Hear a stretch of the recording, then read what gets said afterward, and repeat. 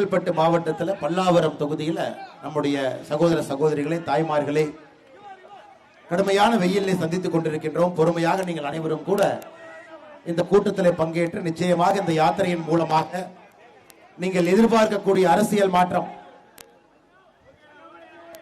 பின்னாடி இருக்க உங்களுக்கு கொஞ்சம் கத்தாம அமைதியா இருங்க, தயவு செஞ்சு தொண்டர்கள் கொஞ்சம் அமைதியா இருங்க. பின்னாடி இருக்க உங்களுக்கு கேட்க இந்த யாத்திரையின் மூலமாக நிச்சயமாக தமிழகத்திலே ஒரு அரசியல் மாற்றத்தை எதிர்பார்த்து நிச்சயமாக 2024 பாராளுமன்ற தேர்தலில் நம்முடைய பாரத பிரதமர் மோடி அவர்களை 3வது முறையாக ஆட்சி கட்டளை அமர்த்த வேண்டும் என்கின்ற ஒரு உறுதிமொழியோடு இந்த யாத்திரை நாம் நின்று கொண்டிருக்கின்றோம் சகோதர சகோதரிகள்.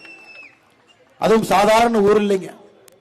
பல்லவபுரமாக இருந்து மருவி பல்லாவரமாக மாறி 2300 ஆண்டுகளுக்கு மேலிருந்து மனிதர்கள் வசிக்கக்கூடிய பகுதி. சமீபத்தில் இந்த பகுதியில் இருக்கக்கூடிய ஈமக்கற்களை ஆராய்ந்த பொழுது 2000 ஆண்டுகளுக்கு மேலிருந்து மனிதர்கள் இங்கே இருந்திருக்கின்றார்கள் என்பதை மிக தெளிவாக சுட்டிக்காட்டுகின்றது.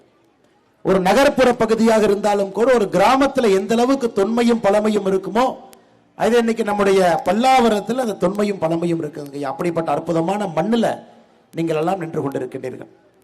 108 திவ்ய தேசங்கள்ல மிக முக்கியமான திருநீர்மலை நீர்வண்ண பெருமாள் குடிகொண்டிருக்கக்கூடிய மண்ணும் கூட இங்க இருக்கக்கூடிய பல்லாவரத்தினுடைய மண். அதையெல்லாம் தாண்டி சகோதர சகோதரிகளை, இன்னைக்கு இந்த பகுதி உங்களுக்கு தெரியும், ஆர்கியாலஜிக்கல் சர்வே ஆஃப் இந்தியா மத்திய அரசனுடைய தொல்லியல் துறை அவருடைய கட்டுப்பாட்டில் கிட்டத்தட்ட 23க்கு மேற்பட்ட இடம் இந்த பகுதியில் இருக்குதுங்க. 23க்கு மேற்பட்ட இடம் இந்த பகுதியில் இருக்கு. மத்திய அரசனுடைய ஏஎஸ்ஐ கட்டுப்பாட்டில் இருக்கு. நீண்ட நாட்களாக உங்களுடைய கோரிக்கை, கிட்டத்தட்ட 10-20 ஆண்டுகளாக பெரிய கோரிக்கை வச்சுக்கிட்டு இருந்தீங்க. குறிப்பாக 10,000 குடும்பங்கள் இங்கே இந்த பகுதியில் சுபம் நகர், ஜமீன் பல்லாவரம், கேஜிகே நகர் இந்த பகுதியில் 10,000க்கு மேற்பட்ட குடும்பங்கள் 2010 இதற்கு முன்பு காங்கிரஸ் அரசு 2010 யூபிஏ அரசு நேரத்தில் நம்முடைய மெகாலித்திக் ஸ்தலங்கள், அந்த ஏஎஸ்ஐ தலங்கள் எங்க இருக்கோ அங்கிருந்து 300 மீட்டர் தொலைவில் இருக்கக்கூடிய எந்த பகுதியிலும் வாங்கவோ விற்கவோ அனுமதி இல்லை என்று சொன்ன பொழுது பெரிய தொந்தரவு உங்களுக்கு இருந்துச்சு. அதை நம்முடைய மத்திய அமைச்சர் அண்ணன் பொன்னார் அவர்கள் உங்களுடைய கோரிக்கை எல்லாம் ஏற்று மத்திய அரசில் அமைச்சராக நம்முடைய பொன்னார் அண்ணன் 2014 அந்த பகுதியில் இருந்த பொழுது அந்த நேரத்தில் அந்த 300 மீட்டர் 100 மீட்டராக குறைத்து அந்த இடைப்பட்ட 100 மீட்டருக்கும் 200 மீட்டருக்கு இடையில நம்முடைய சொத்தை விற்கவோ வாங்கவோ முடியும் என்கின்ற ஒரு தீர்மானத்தை கொண்டு வந்து இந்த பகுதியில் இருக்கக்கூடிய எல்லா மக்களுக்கும் கூட மத்திய அரசு உதவி செய்திருக்கிறது என்பதை பெருமையோடு இந்த நேரத்தில் நினைத்து பார்க்க விரும்புகின்றேன் சகோதர சகோதரிகள். இது குறிப்பாக சுபம் நகர், ஜமீன் பல்லாவரம், கேஜிகே நகர் இந்த பகுதியினுடைய 10,000 குடும்பங்களுக்கு நம்முடைய மத்திய அரசு, குறிப்பாக நம்முடைய முன்னாள் அமைச்சர் அண்ணன் பொன்னார் அவர்கள் செய்திருக்கக்கூடிய ஒரு பெரிய உதவியை இந்த நேரத்தில் யாத்திரை இங்கே வந்திருக்கும் பொழுது நினைத்து பார்ப்பது என்னுடைய கடமையாக இருக்கிறது சகோதர சகோதரிகள். இன்னைக்கு பாருங்க சகோதர சகோதரிகள், இந்த பகுதியில் நம்முடைய ராதா நகர் சுரங்கப்பாதை, இந்த பகுதியில் நீண்ட நெடிய காலமாக உங்களுடைய கோரிக்கை சுரங்கப்பாதை, குறிப்பாக குரோம்பேட்டை ராதாநகர் ரயில்வே கேட். இது வந்து ராதாநகர் ரயில்வே கேட்டை போட்டீங்கன்னா நம்முடைய ஜிஎஸ்டி சாலையாக இருக்கட்டும், ராதாநகர் சாலையாக இருக்கட்டும், கிட்டத்தட்ட நம்முடைய வண்டிகள்ல அப்படியே தேங்கி நிற்கும். இதற்கு ரொம்ப நாளா நீங்க கேட்டுக்கிட்டு இருக்கிறீங்க, எங்களுக்கு இதற்கு சுரங்க வழி, ஒரு பாலம் வேணும், ஒரு பாதை வேண்டும் என்று. 2007 இதை ஆரம்பித்தோம் என்று சொல்லி இன்னைக்கு வரைக்கும் போயிட்டே இருக்குதுங்க ஐயா. 16-17 வருஷமா அந்த வேலை நடந்து கொண்டிருக்கிறது. இன்னைக்கு இந்த பகுதியினுடைய அமைச்சர் சொல்லியிருக்கிறாங்க, இல்ல இந்த வருஷம் மே மாசத்துல திறந்துருவோம் அப்படின்னு. ஐயா, எதற்காக இதை நான் சொல்லுகின்றேன் என்றால், திராவிட மாடல் அரசு என்று சொல்வதை விட திராவிட ஆமை அரசு என்றுதான் உங்களுக்கு பேர் வைக்கணும். ஆமையை விட மிக மோசமாக வேலை செய்யக்கூடிய ஒரு அரசுனா இந்த திராவிட ஆமை அரசு. அதனால எந்த விதத்திலும் கூட திராவிட மாடல் அரசு என்கின்ற பெயர் உங்களுக்கு பொருந்தாதுங்க ஐயா. திராவிட ஆமை அரசு ஒரு வேலையும் மெதுவா செய்வாங்க. இவன் கமிஷன் வந்தா இவங்கிட்ட வாங்குவாங்க, அதுக்கப்புறம் அவன் கமிஷன் கொடுத்தா அவன்கிட்ட வாங்குவாங்க, டெண்டரை மாத்தி கொடுப்பாங்க. சென்னை முழுவதும் போய் பாருங்க, குழி பறித்து பறித்து பறித்து பறித்து எங்கேயும் மக்கள் நிம்மதியாக ஒரு பகுதியிலிருந்து இன்னொரு பகுதிக்கு யாருனாலே போக முடியாதுங்க ஐயா. அந்த திராவிட ஆபை அரசனுடைய ஒரு சாதனை உங்க பகுதியில் இருக்கக்கூடிய ராதாநகர் சுரங்கப்பாதை ஒரு சாதனை. இன்னொரு சாதனை பாருங்க ஐயா, 2015 நம்முடைய மோடி ஐயா மதுரைக்கு நாம எய்ம்ஸ் அறிவிச்சோம் இல்லைங்களா? இன்னைக்கு இந்த திராவிட ஆமை அரசு இவங்க செல்ற வேலையெல்லாம் மறந்துட்டு ஒன்றிய அரசு எய்ம்ஸ் என்ன ஆச்சு அப்படின்னு இங்கிருந்து கத்திக்கிட்டு இருப்பாங்க. 2015 எய்ம்ஸ் அறிவிச்சோம். 2020 5 ஆண்டுகள் கழிச்சு நவம்பர் மாசத்துல தான் இந்த எய்ம்ஸுக்கு தேவையான நிலத்தை ஒப்படைச்சாங்க. இந்தியா முழுவதுமே வேகமாக ஒரு வேலையை செய்யக்கூடிய நம்ம இந்திய அரசு மும்பையில பாலத்தை வேகமா கட்டுறோம், காஷ்மீர்ல டனல் வேகமா போடுறாங்க ஐயா. இந்தியாவுடைய பார்டர் பகுதியில் மிக வேகமாக சாலை வசதி ஏற்படுத்தி கொடுக்கிறோம். ஆனா தமிழகத்தில் மட்டும் மத்திய அரசுடைய திட்டத்தை கொண்டு வந்தால் இந்த பங்காளி கட்சிகள் எந்த விதத்திலும் கூட அதை வேகமாக விடக்கூடாது, அதை தடுக்க வேண்டும் என்று கங்கணம் கட்டிக்கொண்டு 2 பங்காளிகள் கட்சிகள் இருக்கிறாங்க. 2015 அறிவிக்கப்பட்ட எய்ம்ஸ் திட்டத்திற்கு நமக்கு தேவை 222.49 ஏக்கர் நிலம், 223 ஏக்கர் நிலம் வேணும். 5 ஆண்டுகள் கழித்து 2020 நவம்பர் மாசத்துல ஒரு நிலத்தை கொடுப்பதற்கு 5 வருஷம். அதன் பிறகு 2020, 21 முழுசும் கோவிட். இன்னைக்கு அடிச்சு பிடிச்சு தலைகீழாக நின்று இந்த வேலையை செய்து கொண்டிருக்கின்றோம். எதற்காக நான் திரும்ப திரும்ப சொல்றேன் ஐயா, திராவிட ஆமை அரசு ஒரு பக்கம், இன்னொரு பக்கம் எந்த கட்சிகளாக இருந்தாலும் மத்திய அரசுடைய திட்டங்கள் இங்கே வந்துவிடக் கூடாது. அதுவும் மத்திய அரசுடைய திட்டங்கள் வேகமாக வந்துவிடக் கூடாது. பாராளுமன்ற எம்பி நம்ம எம்பி இல்லைங்க, பேச வேண்டிய எம்பியும் பேசாம வாய் மூடிக்கொண்டு மௌனமாக இருக்கின்றார். அதனால் சகோதர சகோதரிகளை 2024 பாராளுமன்ற தேர்தலில் நீங்கள் தைரியமாக ஒரு முடிவெடுக்க வேண்டும். மோடி ஐயா வேகமா செய்யறார், எல்லாத்தையும் கொடுக்கிறார், எல்லா விஷயத்தையும் எல்லா மாநிலத்திற்கும் எடுத்து செல்ல வேண்டும் என்று நினைக்கின்றார். ஆனா தமிழகத்தில் மட்டுமே குறிப்பாக கொடுக்கக்கூடிய திட்டங்களை தடுக்கின்றார்கள், தாமதப்படுத்துகின்றார்கள், மக்களுக்கு அது வரக்கூடாது என்று நினைக்கின்றார்கள். அதை உடைக்க வேண்டும் என்றால் நம்முடைய பெயர் சொல்லக்கூடிய எம்பி நமக்கு வேணுங்க ஐயா. பாராளுமன்றத்தில் நமக்காக பேசக்கூடிய பாராளுமன்ற உறுப்பினர் நமக்கு வேணும். குறிப்பாக ஸ்ரீபெரும்புதூர் தொகுதி, இந்த ஸ்ரீபெரும்புதூர் தொகுதியினுடைய எம்பி உங்களுடைய பிரச்சனையை பேசி வேகமாக செயல்படுத்தக்கூடிய எம்பி வேணும். ஆனால் நீங்கள் தெளிவாக வேண்டும், மாநில அரசு ஆமை வேகம், பங்காளி கட்சிகள் வரக்கூடிய மத்திய அரசு திட்டங்களை தடுக்க வேண்டும் என்கின்ற முனைப்பு. மேல மோடி ஐயா வரப்போறாங்க நமக்கு தெரியுங்க. 400 எம்பிக்களை தாண்டி மோடி அவர்கள் ஆட்சியில் அமரப்போகின்றார்கள் என்று நமக்கு தெரியும். நமக்கு எப்படி இந்தியா வேகம் எடுத்துக் கொண்டிருக்கிறதோ நம்முடைய தமிழ்நாடு, நம்முடைய மாநிலமும் வேகம் எடுக்கணும். இங்கேயும் வேகமாக வேலைகள் நடைபெற வேண்டும் என்றால் குறைந்தபட்சம் நாம் செய்ய வேண்டியது 2024 பாராளுமன்ற தேர்தலில் நம்முடைய பாரத பிரதமர் நரேந்திர மோடி அவருடைய கரத்தை வலுப்படுத்துங்க. நாம நம்ம எம்பி எங்கே கொண்டு வர வேண்டும் என்பது என்னுடைய அன்பான வேண்டுகோளுங்க. சமீபத்தில் பல்லாவரம் தொகுதி தமிழகம் முழுவதுமே பேசப்பட்ட தொகுதி, பார்த்திருப்பீங்க பேப்பர்ல எல்லாம். கருணாநிதியின் பேர் வச்சாவே கொஞ்சம் சரி இருக்க மாட்டாங்க. பல்லாவரம் தொகுதியினுடைய எம்எல்ஏ கருணாநிதி என்கின்ற பெயர். அவருடைய மகன் வீட்டுல வேலை செய்ய சகோதரி ஒருத்தவங்க வந்திருக்கிறாங்க, பட்டியலின சகோதரி, உளுந்தூர்பேட்டை பக்கத்தில் அவங்க ஊர்.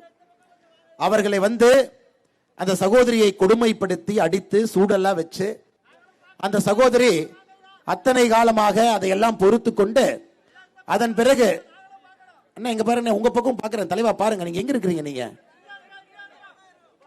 கொஞ்சம் பேசுங்கண்ணா பேசுங்கண்ணா பேசுங்கண்ணா பேச அந்த அண்ணன் கொஞ்சம் அப்படியே சைடில் வர சொல்லுங்க. அண்ணன் இங்க தானே இருக்கேன், கொஞ்சம் அப்படியே இடம் விட்டீங்கன்னா பாத்துடலாங்கண்ணே. அந்த சகோதரியை அடித்து துன்புறுத்தி அந்த சகோதரி கடைசியில பத்திரிகையாளர் நண்பர்கள்ட்ட போய் தஞ்சம் அடைஞ்சு தனக்கு ஒரு நியாயம் வேண்டும் என்று கேட்டு போராடி அதன் பிறகு ஒரு எஃப்ஐஆர் கூட போடல, ஒரு எஃப்ஐஆர் கூட போடல. இன்னைக்கு நீங்க பிஜேபி வீட்டுல குடியேற்றன்னு சொல்லுங்க, உடனே கிளம்பி வந்து எஃப்ஐஆர் போடுவாங்க. சொல்லுங்க. அது நேற்று ஒரு நண்பர் ரொம்ப அருமையா சொன்னார், அண்ணே வீட்டில் ஒரு 100 பவுன் நகை காணாமல் போச்சுனே அப்படின்னு. அவர் என்ன பண்ணாரு தெரியுங்களா, ரொம்ப விவரமா 100 பவுன் காணாமல் போச்சுன்னு போலீஸ் ஸ்டேஷனுக்கு ஃபோன் பண்ணல, ஆனால் பிஜேபிக்கார கொடியேற்றுறாங்கன்னு ஃபோன் பண்ணார். உடனே போலீஸ் அடிச்சு பிடிச்சி வந்து எங்கேயா கொடியேற்றுறாங்க, எங்கேயா கொடியேற்றுறாங்கன்னா, அண்ணே 100 பவுன் காணாமல் போச்சுன்னா நீங்கள் வரமாட்டீங்க, அதனால தான் பிஜேபி கொடியேற்றுறாங்கன்னு சொன்னேன், வந்துட்டீங்கன்னே கொஞ்சம் பார்த்துட்டு போங்க. அந்த அளவுக்கு எதிலே வேகம் காட்ட வேண்டுமோ அதிலே வேகம் காட்டாத காவல்துறை ஒரு பட்டியலின சகோதரியை எம்எல்ஏவனுடைய மகன் தன்னுடைய சொந்த வீட்டில் மகனும் மருமகனும் அடிச்சு கொடுமைப்படுத்தியிருக்காங்க, அதை பத்தி பேச மாட்டாங்க. அதற்கு பாரதிய ஜனதா கட்சி போராடி ஒரு வாரம் கழித்து கிட்டத்தட்ட 9 நாட்கள் கழித்து எஃப்ஐஆர் போட்டாங்க. அதன் பிறகு கைதும் கிடையாது. இந்த திராவிட ஆமை அரசை பொறுத்தவரை எப்படி சாமானிய மக்களுக்கு ஒரு நியாயம், அதிகாரத்தில் இருப்பவர்களுக்கு ஒரு நியாயம் என்பதை தொடர்ந்து 33 மாத காலமாக காட்டிக் கொண்டிருக்கின்றார். இவங்களை எல்லாம் வீட்டுக்கு அனுப்புனுங்க ஐயா, நேரம் வந்துருச்சு. இந்த ஊழல்வாதிகளை குடும்பவாதிகளை, எந்த விதமான திட்டத்தையும் செயல்படுத்தாம வெறும் ஸ்டிக்கரை மட்டும் ஒட்டுறவங்க. நேற்று தமிழ்நாடு அரசு தன்னுடைய பட்ஜெட்டை போட்டிருக்காங்க ஐயா. பாத்தீங்களா? பட்ஜெட் போட்டாங்க பாத்தீங்களா? இன்னைக்கு பேப்பர்லாம் படிச்சிருப்பேன் ஐயா. இது பட்ஜெட்னு சொல்றதை விட எப்படி நம்முடைய உதயநிதி ஸ்டாலினுடைய ஒரு டப்பிங் படத்தை பார்ப்பீங்களோ அந்த மாதிரி தான் பட்ஜெட் இருந்தது. மத்திய அரசினுடைய எல்லா திட்டங்களுக்கும் இந்த பட்ஜெட்ல இவங்களா ஒரு பேர் வச்சு விட்டாங்க. நான் படிக்கிறேன் ஐயா, மத்திய அரசு திட்டத்தினுடைய பெயரை படிக்கிறேன். நேற்று பட்ஜெட்ல மத்திய அரசினுடைய குழந்தைக்கு இவர்கள் வைத்த பெயரையும் படிக்கிறேன். நீங்க பாருங்க, திட்டங்கள் எல்லாம் மத்திய அரசு, திட்டங்கள் எல்லாம் மோடி ஐயா, பணம் எல்லாம் மோடி ஐயா, ஆனா பேர் மட்டும் இவங்களது. பிரதம மந்திரி வீடு கட்டும் திட்டம் உங்களுக்கு தெரியும், மோடி ஐயா வீடு கொடுக்குறாங்க. நேற்று ஒரு புது பேர் வச்சிருக்கிறாங்க, கலைஞரின் கனவு இல்லம் பட்ஜெட்ல. பிரதமரின் கிராம சாலை திட்டம் நேற்று பேர் வச்சிருக்கிறாங்க, முதல்வரின் கிராம சாலை திட்டம். ஜல் ஜீவன் திட்டம், வீடு வீட்டு குடிநீர் பைப்ல வர்றதுங்கம்மா, ஜல் ஜீவன் திட்டம். நேற்று தமிழக அரசு பேர் வச்சிருக்கிறாங்க பட்ஜெட்ல, குழாய் மூலமாக குடிநீர் திட்டம். போஷான் திட்டம், போஷான் திட்டம்னா நம்முடைய ஊட்டச்சத்து கொடுக்கக்கூடிய திட்டம். நேற்று தமிழக அரசு பேர் வைத்திருக்கின்றார்கள், ஊட்டச்சத்தை உறுதி செய் திட்டம். சகி நிவாஸ், இந்த மாதிரி நேரத்தில் நம்முடைய சகோதரிகள்லாம் வேலைக்கு போறாங்க, அவர்களுக்காக மத்திய அரசு ஹாஸ்டல் ஆரம்பிச்சிருக்கிறாங்க, சகி நிவாஸ். அது கிட்டத்தட்ட தமிழகத்தில் 20 விடுதிகள் இருக்கு. நேற்று பட்ஜெட்டில் திமுக அரசு பேர் வச்சிருக்கிறாங்க, தோழி விடுதி. சகி நிவாஸ் நீயே, தோழி விடுதியின் பேர் நான் வச்சுக்கிட்டேன். சமகிரக சிக்ஷா, அதாவது எல்லா பள்ளிக்கூடங்களுக்கும் உள்கட்டமைப்பு வசதிக்காக மத்திய அரசுடைய சமகிரக சிக்ஷா. மாநில அரசு பேர் வச்சிருக்கிறாங்க, பேராசிரியர் அன்பழகன் திட்டம். விஸ்வகர்மா நலத்திட்டம், எல்லா விஸ்வகர்மாக்கும் 13,000 கோடி ரூபாய் மோடி ஐயா ஒதுக்குறாங்க. மாநில அரசு பேர் வச்சிருக்கிறாங்க, கைவினைஞர் மேம்பாட்டு திட்டம். அமிர்த் ஸ்மார்ட் சிட்டி திட்டம், எல்லா ஸ்மார்ட் சிட்டிக்கு 1000 கோடி ரூபாய், ஒரு 30 சிறிய நகரங்களுக்கு அமிர்த் திட்டம். மாநில அரசு பேர் வச்சிருக்கிறாங்க, கலைஞர் நகர்ப்புற மேம்பாட்டு திட்டம். நகர் வன திட்டம், அதுக்கு ஆங்கிலத்தில் பேர் வச்சிருக்கிறாங்க, அர்பன் கிரீனிங் ப்ராஜெக்ட். பிரதம மந்திரியினுடைய உயர்கல்வி ஊக்க திட்டம் PMUSY, அதுக்கு 2,200 கோடி ரூபாய் நாம கொடுக்கிறோம். இவங்க அதை மாத்தி 2,500 கோடி ரூபாய் கல்வி திட்டம். ஐயா, மத்திய அரசனுடைய திட்டங்களுக்கு ஒரு புது பெயர் வைப்பதை மட்டுமே தன்னுடைய முழுநேர வேலையாக திராவிட முன்னேற்ற கழகத்தினுடைய ஆட்சிங்க நடக்குது. பணம் எல்லாம் மோடி ஐயா, திட்டம் எல்லாம் மோடி ஐயா. செயல்படுத்துறது உங்களுக்கு தெரியும், இந்திய அரசியல் அமைப்பு சட்டத்தில் செயல்படுத்துவது மாநில அரசு மட்டும்தான் செயல்படுத்த முடியும். அண்ணாமலையோ பாரதிய ஜனதா கட்சியோ தொண்டர்களோ செயல்படுத்த முடியாது. செயல்படுத்துவதில் தாமதம். 17 வருஷம் ஒரு சுரங்கப்பாதை கட்டுறானுங்க. எய்ம்ஸ் மதுரைக்கு நிலம் கொடுப்பதில் 5 வருஷம் தாமதம். ஒன்றொன்றும் தாமதப்படுத்தி மத்திய அரசுடைய திட்டத்திற்கும் ஒரு புது பெயரை வச்சா மாநிலத்தில் இருக்கக்கூடிய நம்முடைய சகோதர சகோதரிகள் ஏமாண்டு விடுவார்கள் என்று நம்பிக்கொண்டிருக்கின்றார். நேற்று நீங்க பார்த்திருப்பீங்க ஐயா, நம்முடைய மருத்துவத்துறை அமைச்சர் அண்ணன் சுப்பிரமணியம் அவர்கள் இந்த வண்ண பஞ்சு மிட்டாயை தடை பண்ணார். பாத்தீங்களா? வண்ண பஞ்சு மிட்டாய், அதாவது வண்ண பஞ்சு மிட்டாய் விற்கக்கூடாது, நம்ம வாங்கக்கூடாது, சாப்பிடக்கூடாது. ஏங்க தடை பண்றீங்கன்னா, வண்ண பஞ்சு மிட்டாயை சாப்பிட்டால் புற்றுநோய் வரும் அப்படிங்கிறாங்க. சரி, நீங்க ஏதோ ஆராய்ச்சி பண்ணிருப்பீங்க, கண்டுபிடிச்சிருப்பீங்க, மக்களுக்கு நல்லதுன்னா கண்டிப்பா நீங்க பண்ணுங்க, நாங்க அதை ஏத்துக்கிறோம், அதை பத்தி எந்த மாற்று கருத்து இல்லை. ஏங்க வண்ண பஞ்சு மிட்டாயை போய் தடை பண்றீங்க, அப்ப டாஸ்மார்க்ல போய் குடிச்சா டானிக்காது? ஏன்னா டாஸ்மார்க்ல குடிக்கிறது டானிக்கா? அதை குடிச்சா கேன்சர் வராதா? லிவர் கேன்சர் வராதா? குடல் கேன்சர் வராதா? ஓரல் கேன்சர் வராதா? ஏன்னா டாஸ்மார்க்கு சரக்கு கொடுக்கிறது TR பாலு, உங்க MP. அதனால அவரை தடை பண்ண முடியாது. ஏன்னா திமுக கட்சிக்கு ஃபண்டிங்கே அவரு தான். ஆனா பஞ்சு மிட்டாய்க்காரங்க யாரு? நம்ம கிராமத்து சகோதர சகோதரிகள். அவங்கள வயிற்று பிளப்புக்கு பஞ்சு மிட்டாய் வித்துக்கிட்டு இருக்காங்க. அவங்க மேல கை வைக்கல, அவங்க திரும்ப பேச மாட்டாங்க. இதுதானுங்க ஐயா திராவிட மாடல் அரசு. பஞ்சு மிட்டாயை தடை பண்ணுவாங்க, ஆனா டாஸ்மார்க்ல டானிக்கும்பாங்க. ஆனால் சகோதர சகோதரிகளை நீங்கள் தெளிவாக இருக்க வேண்டும். எந்த காரணத்திற்கும் கூட 2024 நம் திராவிட முன்னேற்ற கழகத்துக்கோ கூட்டணிக்கோ பங்காளி கட்சிகளுக்கோ நாம் வாய்ப்பளிக்க கூடாது. இந்தியா வளர்ச்சி பாதையிலே சென்று கொண்டிருக்கிறது. நம்முடைய வளர்ச்சி வேகம் எடுத்துக் கொண்டிருக்கிறது. நிச்சயமாக அடுத்த 5 ஆண்டுகள் அனைவருக்கும் தெரியும் மோடி அவங்க தான் வரப்போறாங்க. தெரியாதவங்க யாரும் இல்லைங்க ஐயா. அடுத்த 5 ஆண்டுகள் நமக்கு தெரியும் மோடி அவர்கள் தான் வரப்போகின்றார். அப்படி இருக்கும் பொழுது தமிழ்நாட்டில் பாரதிய ஜனதா கட்சி தேசிய ஜனநாயக கூட்டணியுடைய பாராளுமன்ற உறுப்பினர்கள் இங்கிருந்து நாம் அனுப்பி வைக்கணுங்க. 39க்கு 39 இங்கிருந்து அனுப்பி வைக்கணும். மோடி அவர்கள் 400 எம்பிக்களை தாண்டி வரும் பொழுது நம்முடைய எம்பிக்கள் 39 பேர் இருக்கும் பொழுது இது அனைத்தையும் வேகப்படுத்த முடியும். இந்த பட்ஜெட்ல இன்னும் கொஞ்சம் பாருங்க ஐயா, எந்த அளவுக்கு போலியான ஒரு அரசு நடத்துறாங்கிறது பட்ஜெட்டை உதாரணமா கொடுக்கிறேன். வட சென்னை வளர்ச்சி திட்டம் கடந்த 3 ஆண்டுகளாக 1000 கோடி ரூபாய் 1000 கோடி ரூபாய் 1000 கோடி ரூபாய் என்ன ஆச்சுன்னு தெரியாது. இது வட சென்னை வளர்ச்சி திட்டமா இல்ல வட சென்னையில் இருக்கிற திமுக எம்எல்ஏ வளர்ச்சி திட்டமா எனக்கு சந்தேகமா இருக்கு. அடுத்த 500 மின்சார பேருந்துகள், இது மத்திய அரசு கொடுக்கக்கூடிய பேருந்து 3 வருஷமா அறிவிக்கிறாங்க. ஆனா ஒரு பேருந்து மின்சார பேருந்து காணா. இது 3வது ஆண்டாக தொடர்ந்து சொல்லி இருக்கின்றார்கள் 500 மின்சார பேருந்து பட்ஜெட்ல. ஐயா கலைஞர் கருணாநிதி அவங்க இருக்கும் பொழுது கூவமாத்த சுத்தப்படுத்தினார். இன்னைக்கு ஸ்டாலின் ஐயா யோசிச்சாரு, கூவம் சரியா வராது, நம்ம அடையாற சுத்தப்படுத்துவோம்னு 3 ஆண்டுகளாக அடையாற சுத்தப்படுத்துறதுக்கு 1500 கோடி. ஐயா நீங்க நல்ல உன்னிப்பாக நேரம் இருந்து இந்த அரசனுடைய பட்ஜெட்டு, இந்த அரசனுடைய நிதிநிலை அறிக்கை, இந்த அரசனுடைய அறிவிப்பெல்லாம் நீங்க படிச்சு பார்த்தீங்கன்னா தெரியும், இவர்களுக்கு எப்படி ஆட்சி செய்வது என்கின்ற கொஞ்சம் கூட 1% ஐடியா கூட இல்லாம ஆட்சி பண்ணிட்டு இருக்காங்க. 1% ஐடியா இல்லைங்க ஐயா, 1% ஐடியா இல்லை. இப்ப இன்னும் சில திட்டங்களுக்கு நிதியே கொடுக்காம திட்டங்களுடைய பெயர் அறிவிச்சிருக்கிறாங்க. முதல்வரின் தாயுமானவர் திட்டம், அதாவது வறுமையை மோடி அவங்க ஒழிப்பாங்களாமா, ஒழிக்கும் போது இன்னும் 5 வருஷம் கழிச்சு ஸ்டிக்கர் ஒட்டிக்கலாம் இப்பவே ஒரு திட்டத்துக்கு பெயர் வச்சிருக்காங்க. இதெல்லாம் பாருங்க, இதெல்லாம் அட்வான்ஸ் ஸ்டிக்கரிங். இத்தனை நாளா திட்டம் வந்ததுக்கு அப்புறம் ஸ்டிக்கரிங், இப்ப திட்டம் வர்றதுக்கு முன்னாடியே ஸ்டிக்கரிங் தயார் பண்ணி ஒட்டிக்கலாம். ஒகேனக்கல் கூட்டு குடிநீர் திட்டம் 7890 கோடி ரூபாய்ங்கிறாங்க, ஆனா நிதி ஒதுக்கல. சமூக நலன் மற்றும் பெண்கள் உரிமை தொகையில அதுல பூஞ்சோலை திட்டம் 1 ரூபா கூட ஒதுக்கலீங்க ஐயா. இன்னைக்கு கோவையில முத்தமிழ் அறிஞர் கலைஞர் அவருடைய நூலகம் மதுரையில் இப்பதான் திறந்தாங்க, திறந்து ஒரு மலைக்கே தாங்கல. இன்னைக்கு கோயம்புத்தூர்ல கலைஞர் ஐயா பேர்ல இன்னொரு நூலகத்தை ஆரம்பிக்கிறாங்க. ஐயா மொத்தமாக சொல்ல வேண்டும் என்றால் இவர்கள் ஆட்சிக்கு வந்தது என்ன சொல்லி வந்தாங்க ஐயா? சிலிண்டருக்கு 100 ரூபா மானியம் சொன்னாங்களா இல்லைங்களா? 33 மாசம் ஆச்சு. இன்னைக்கு சிலிண்டருக்கு மானியமே கொடுக்க மாட்டோம், கொடுப்போம் என்று சொல்லாத பாரதிய ஜனதா கட்சி பிரதமர் மோடி சிலிண்டருக்கு 300 ரூபா மானியமோ சாதாரண சிலிண்டருக்கு 200 ரூபா மானியம் நம்ம அரசு கொடுக்கிறோம் சொல்லாம நம்ம செய்யறோம். ஆனா தேர்தல் வாக்குறுதியிலே 100 ரூபா மானியம் கொடுப்போம் என்று சொல்லி இன்னைக்கு 3வது பட்ஜெட்லயும் சிலிண்டருக்கு மானியம் இல்லைங்க ஐயா. நாங்க ஆட்சிக்கு வந்தால் 100 நாள் வேலை வாய்ப்பு திட்டத்தை 150 நாள் ஆக்குவோம். ஆனா அந்த 100 நாள் வேலை வாய்ப்பு திட்டத்திற்கும் கடைசி பைசா வரைக்கும் மோடி ஐயா கொடுக்கிறாங்க. கடைசி பைசா வரைக்கும் 100க்கு 100% மத்திய அரசினுடைய நிதி.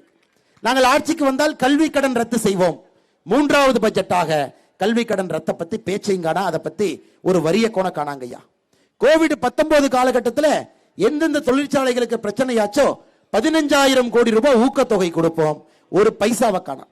நெல் குவிண்டல் 2,500 ரூபாய் குறைந்தபட்ச ஆதரவு விலை, கரும்பு டன்னுக்கு 4,000 ரூபாய் குறைந்தபட்ச ஆதரவு விலை தேர்தல் அறிக்கை, அதையும் பட்ஜெட்ல காணோம். தமிழ்நாட்டினுடைய மேல்நிலை பள்ளி கல்லூரியில் படிக்கக்கூடிய மாணவிகளுக்கு 10 GB பதிவிறக்கம் செய்யும் அளவுக்கு ஒரு டேப்லெட் கொடுப்பாங்க. ஆனா ஆட்சிக்கு வந்த பிறகு குழந்தைகளுக்கு கிடைத்த மடிக்கணினியை நிறுத்திட்டு இவர்கள் சொன்ன டேப்லெட்டையும் காணோம். மீனவர்களுக்கு 2 லட்சம் வீடுகள் கட்டி கொடுப்போம், 3 பட்ஜெட் ஆச்சு, ஒரு வீட்டை காணாங்க ஐயா. மாதம் ஒரு முறை மின் கட்டணம், ஆனா இன்னைக்கு நீங்க மின் கட்டணத்தை பத்தி பேசவே வேண்டாம். மாதம் ஒரு முறை பில் போடுறோம்னு சொல்லி இவங்க பில்லை ஏத்தி வச்சது மட்டும் தாங்க ஐயா மிச்சம். பகுதி நேர ஆசிரியர்கள் செவிலியர்களை பணி நிரந்தரம் செய்கின்றோம். சென்னையில போய் பாருங்க, நகரத்துக்குள்ள எல்லாம் போராடி கொண்டிருக்கின்றார். ஐயா திராவிட முன்னேற்ற கழகத்தினுடைய தேர்தல் வாக்குறுதி 511 தேர்தல் வாக்குறுதிங்க ஐயா, 511. இன்னைக்கு முழுமையாக உங்களுக்கு நேரம் இருந்து 511 தேர்தல் வாக்குறுதி எடுத்து படிச்சு பார்த்தீங்கன்னா அவர்கள் நிறைவேற்றியது வெறும் 20 தேர்தல் வாக்குறுதி கூட கிடையாது, 20 கூட கிடையாதுங்கல்ல 511. இன்னைக்கு பத்திரிகை நண்பர்கள் படம் பிடித்துக் கொண்டிருக்கின்றார்கள். அவங்க முன்னாடி நான் சொல்றேங்க ஐயா, பாரதிய ஜனதா கட்சி 2019 நாம் கொடுத்த தேர்தல் வாக்குறுதி 2019 பாராளுமன்ற தேர்தலுக்கு 295 ஐயா. நேரம் இருக்கிறவங்க பிஜேபி 2019 தேர்தல் வாக்குறுதி எடுத்து ஒரு பென்சில் பேனா வச்சு டிக் பண்ணுங்க ஐயா, 295 நிறைவேற்றிட்டோம். எலெக்ஷனுக்கு இன்னும் 10 நாட்கள் இருக்கு. பத்திரிகை முன்னாடி சொல்றேன், திமுக காரன் பாப்பான், அவன் இல்லைன்னு சொல்லட்டும். ஆனா அவங்களுடைய 511 வாக்குறுதியில வெறும் 20, 295 வாக்குறுதி 295 நாம் நிறைவேற்றிருக்கோம். வேண்டும் என்றால் வெள்ளை அறிக்கை விடுவதற்கு பாரதிய ஜனதா கட்சி தயார். சொன்னது அனைத்தும் செய்துவிட்டு தேர்தலுக்கு இன்னும் 40 நாட்கள் இருக்கும் போது தெரியுதுங்க ஐயா, 30-40 நாள் இருக்கலாம். அதற்கு முன்பாக தைரியமாக சொல்லுகின்றோம், 295 தேர்தல் வாக்குறுதியும் நின்றுவிட்டு உங்கள் முன்னால் நின்று நாங்கள் சொல்லுகின்றோம், 2024 அன்பான வேண்டுகோள், பாரத பிரதமர் நரேந்திர மோடி அவர்களுக்கு மறுபடியும் ஒரு முறை உங்களுடைய ஆதரவு வேண்டும். இந்தியாவை வளர்ந்த நாடாக மாற்றுவதற்கு நீங்கள் மோடி அவர்களோடு இருக்க வேண்டும் என்கின்ற அன்பான வேண்டுகோளை வைக்கிறோம்.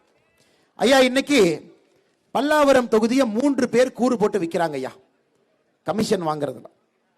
ஒன்னு வந்து நம்ம அமைச்சர் தாமோ அன்பரசன், MSME அமைச்சர். சமீபத்தில் ஒரு பள்ளிக்கூடத்தில் ஆசிரியர் சொன்னாங்கன்னே வாழ்த்துக்கள் எழுதுங்கன்னு அப்படின்னு. வாழ்த்துக்கள் அப்படின்னு எழுதினார். இதான் திராவிட மாடல் அரசனுடைய தமிழ் சொல்லிக் கொடுக்கிறது. திமுகவினுடைய அமைச்சரை ஒரு அம்மா சொல்றாங்க பள்ளிக்கூடத்தில், ஐயா வாழ்த்துக்கள்னு குழந்தைங்களுக்கு எழுதி போடுங்க. அதுல பாத்தீங்கன்னா இத்தக்கானா தூவக்கானா வாழ்த்துக்கள் எழுதிட்டு இவர் தான் 11ஆம் வகுப்பு படிச்ச அமைச்சர். ஆனா பேசுறதெல்லாம் மோடியை பத்தி பேசுவாங்க, பேசுறதெல்லாம் ரஷ்யாவை பத்தி பேசுவாங்க, பேசுறதெல்லாம் சைனாவை பத்தி பேசுவாங்க, இந்தியாவுடைய பொருளாதார கொள்கையை பத்தி பேசுவாங்க. ஆனா அந்த MSME அமைச்சர் தாமோ அன்பரசனுக்கு வாழ்த்துக்கள் என்கின்ற வார்த்தை எழுத தெரியாதுங்க ஐயா. இவர் வந்து ஒரு பக்க கமிஷன், தாமோ அன்பரசன் கமிஷன் குரூப், இது ஒரு பக்கம். அடுத்து இன்னொரு பக்கம் தொகுதியினுடைய MLA கருணாநிதி கமிஷன் அணி, இது ஒரு பக்கம். மூன்றாவதுங்க ஐயா தாம்பரம் மேயர் அணி. 3 பேர் கமிஷன் வாங்கி கமிஷன் வாங்கி கமிஷன் வாங்கி இன்னைக்கு நம்முடைய இந்த பகுதியை பல்லாவரத்தை கூறு போட்டு விற்று கொண்டிருக்கின்றார். அண்ணன் நிறைய DMK ஃபைல்ஸ் விட்டுட்டு இருக்கோம், நீங்க பாக்குறீங்க. அடுத்து வரக்கூடிய DMK ஃபைல்ஸ்ல திருநீர்மலை ஏரியில யாரு மணல் அல்றா, கமிஷன் யாருக்கு போகுது என்பது அடுத்த ஃபைல்ஸ்ல இருக்கும். அண்ணன் அதுவரை கொஞ்சம் ஹார்ட் பேஷண்டா இருக்கிற இந்த 3 பேர் கொஞ்சம் எல்லாம் தேத்திக்கிட்டு ரெடியா இருக்கணும். யாரையும் நாங்கள் விடப்போவது கிடையாது. பாரதிய ஜனதா கட்சி ஊழலுக்கு எதிராக நிற்க ஆரம்பித்து விட்டோம் ஐயா. ஊழலுக்கு எதிராக இந்த கட்சி உங்களோடு நின்று சண்டை போட்டுக் கொண்டிருக்கிறது. ஏன்னா தமிழ்நாட்டில் ஊழலை பத்தி ஒருத்தரும் பேசுறது இல்லைங்க ஐயா.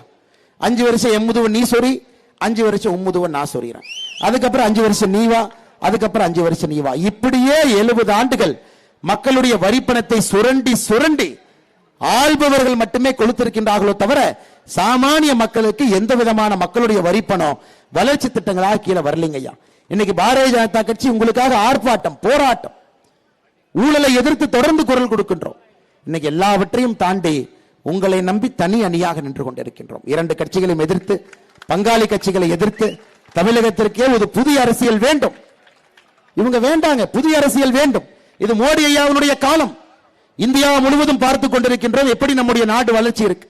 2014 மோடி அவர்கள் இருந்த பொழுது 11வது பெரிய பொருளாதார நாடாக இருந்த நம்முடைய நாடு இன்னைக்கு 5வது பெரிய பொருளாதார நாடா மாறி இருக்கிறோம் ஐயா. சாதாரணமா இல்லைங்க ஐயா.